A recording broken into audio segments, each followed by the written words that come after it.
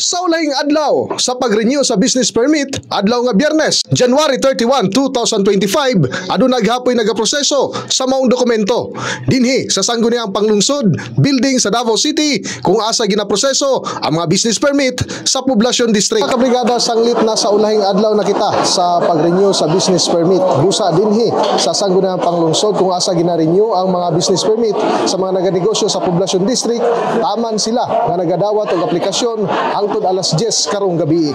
Aduna usab extension sa mga oras sa pipila ka mga lugar kung asa i-renew ang business permit atol sa laing adlaw. Sumala pa sa mga nahinabi sa Brigada News FM Davao nga ang budget ang usa sa hinungdan kung nganong naabtan sila og walahing adlaw sa renewal. Hinuon itandi sa milabay nga tuig, mas dali ang proseso karong tuiga. Dali ra.